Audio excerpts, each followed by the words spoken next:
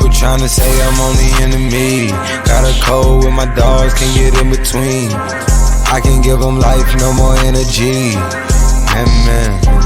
Amen. What is up, everybody? As always, I'm here. My man JJ is here. We got primetime football to talk about. We got another divisional matchup. I don't know about JJ. I hate divisional matchups in these primetime games. Make for great entertainment. A little bit harder to analyze since these teams see each other so much. But today we got the Broncos and the Raiders. JJ, how are we feeling, my friend? Yeah, unfortunately, we have to watch the Raiders on prime time, but I mean, we still got football, so I got to be appreciative of it. You know, we're halfway through the season. Oh, yeah. We take it how we can get it. The last Thursday night football video we made was 2 weeks ago, actually. We didn't get a chance to make one last week. We smacked for, I'm pretty sure it was plus 300 and plus 1,800. We're going for that again. So let's start talking ball, JJ. And we're going to start things off with the touchdowns. These two teams make it pretty easy. Both of them are top 10 in percentage of touchdowns allowed as rushing touchdowns. So J.K. Dobbins and R.J. Harvey on the Broncos side. You shouldn't be targeting anybody except Ashton Genty on the Raiders side. Not really interested in any of the receiving options on either side, even though the Broncos do have a very high pass rate over expected in the red zone. So we'll monitor that, but we'll get into more of that later as well. JJ, running the ball, what are you seeing? Yeah, so both teams run different rushing schemes. So Raiders are going to be more zone concept, and the Broncos are going to be more man gap. Now, both teams, their both defenses are top 10 in yards per carry defending those two things, but the Broncos are better at having a better success rate in limiting those rushes compared to the Raiders when they defend man gap, because they allow the 10th highest success rate. So probably Broncos probably have a little bit better, more success on the ground. But yeah, Genty, the Raiders, Geno's going to be under duress all game, so I don't see them having much success or even wanting to run the ball much here. Yeah, that's never good when it comes to Geno Smith. As somebody who was expecting a little bit more in the reunion on the Geno Smith and Pete Carroll saga, been disappointed so far. But speaking of Geno, let's get into the passing game. Brock Bowers, he's back, and his pace, 17-game pace when he's fully healthy, has been unbelievable. And we saw it last week. The Raiders went back up. They were one of the lowest teams in pass rate over expected, so high rush rate over expected. Brock Bowers comes back, plus 16% pass rate over expected. Clear, not just a part of the game plan, but changed the entire game plan, which I feel like, as good as Brock Bowers is, I didn't expect when they spent the draft capital they did on Genty. I just assumed Brock Bowers was going to help take a little bit of pressure off the run game and boost the efficiency there. But no, they just, at least in the short one-game sample size we have since he got back, they just changed everything. But this Broncos matchup, no Patrick Surtain, so we're minimizing the effectiveness of the defense a little bit in the pass game.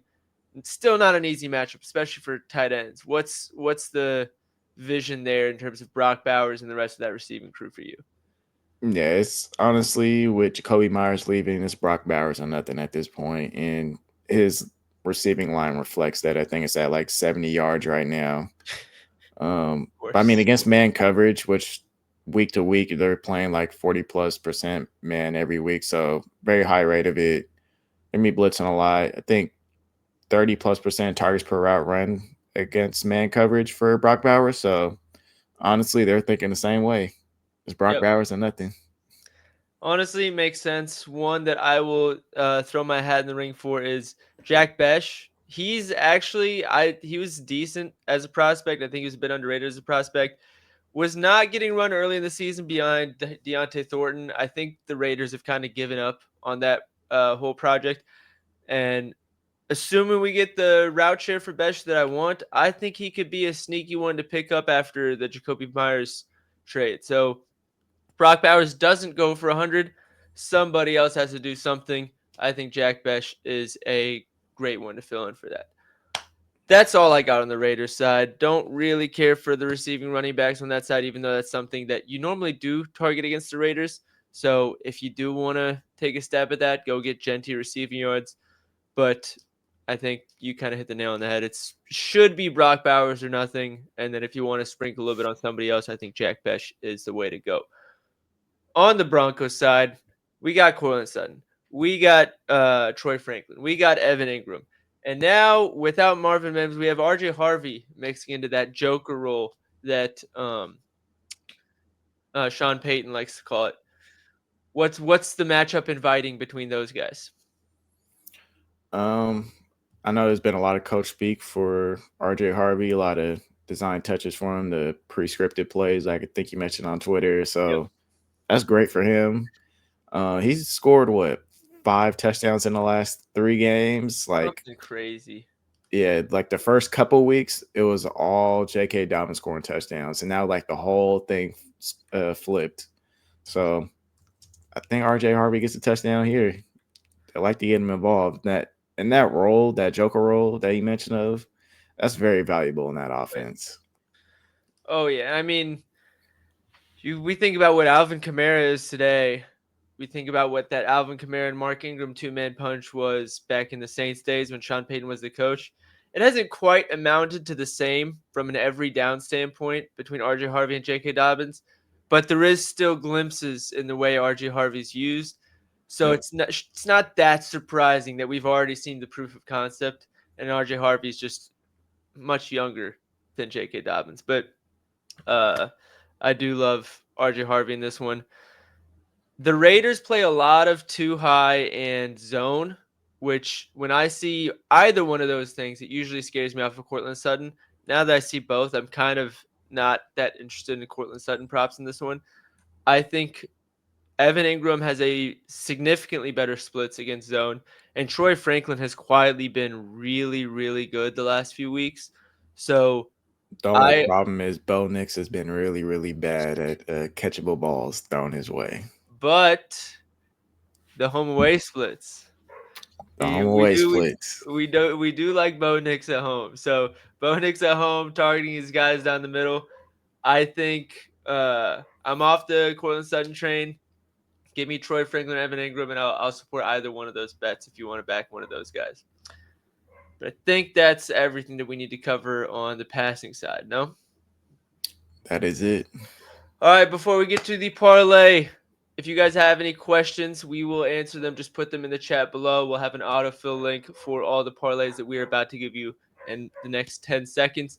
And other than that, make sure you scan that QR code in the bottom right. It gets you access to the website that me and JJ have put together for sports research. It'll help you make more educated prop bets. And the idea is it's going to help you win more money. I know it's helped us win more money so far, so we highly recommend getting on that. But what a lot of you guys skipped up to and are here for, let's get into it.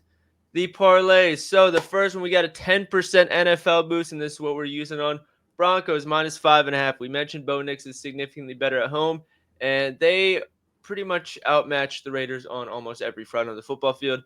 So we watered that down a little bit. Then we got RJ Harvey to get a touchdown. We talked about how they have a very high pass rate over expected in the red zone, and he's being used a lot in the red zone. So we're going to sprinkle that in. We got great value. And Troy Franklin, 40-plus receiving yards. I mentioned that Troy Franklin and Evan Ingram are the ones that best fit this matchup from a scheme standpoint. But the Raiders have actually been pretty good against tight ends. So we're going to go ahead and target Troy Franklin here for 40-plus. I got a $75 boost max on this. So 75 wins 550. You guys know we've been cooking, and we're going to keep cooking. For the Lotto, a lot of similar stuff. Instead of Broncos by 6 points, it's Broncos by 2 touchdowns, minus 13.5. We're keeping that RG Harvey anytime touchdown in there, and we're taking Troy Franklin from the 40-plus to the 60-plus. That one is almost plus 2,000. $5 boost max on this for myself. You guys might have more or less. You guys can ask in the chat if you guys want to know how to approach it, if you have a different max. But that's $5 to win $100 for us. So go ahead and like and subscribe if you haven't already. Again, the link to tail both of these is in the description below, so you can tail it with the click of a button. Other than that, take care, everybody. Good luck, and we will see you on the next show. JJ, see you for the Sunday video.